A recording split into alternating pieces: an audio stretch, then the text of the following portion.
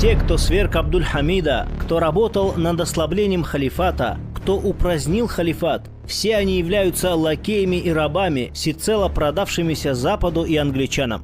Кто является истинным предателем?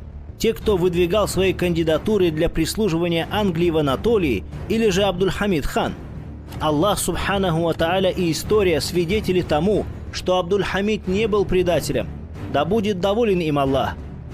В июне 2020 года журналист Мердан Янардах в эфире канала Теле1 стал произносить оскорбления в адрес Абдуль-Хамида, будучи преисполненным враждебностью к нему.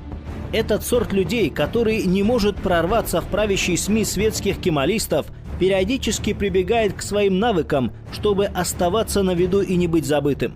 Они атакуют ислам, мусульман, либо исторические личности ислама. Этот же журналист выразил оскорбительные слова в адрес Абдуль-Хамида, назвав его диктатором, прислуживающим деспотизму и империализму. 1908'de Abdülhamid despotizminin, emperyalizmin uşağı, aşağılık bir diktatör olan.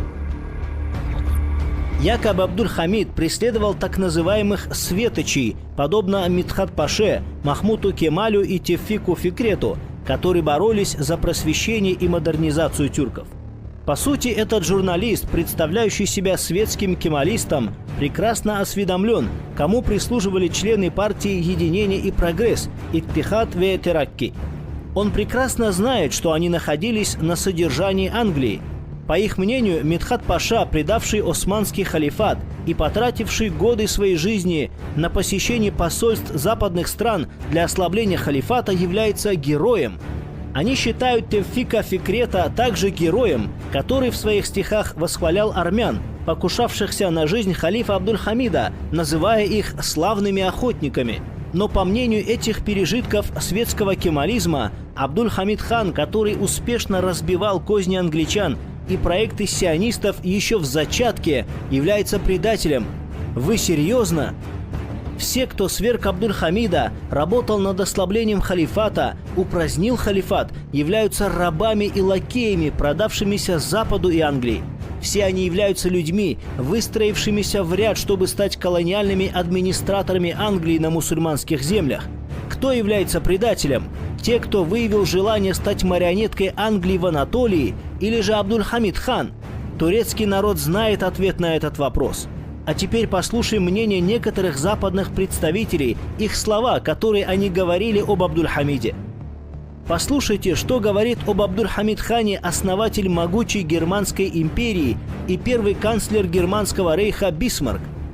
90% интеллекта государственных деятелей сосредоточено у Абдуль-Хамида, 5% у меня, а оставшаяся доля распределена между остальными деятелями.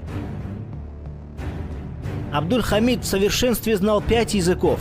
Даже после разграбления и расформирования его библиотеки в ней оставались еще тысячи книг.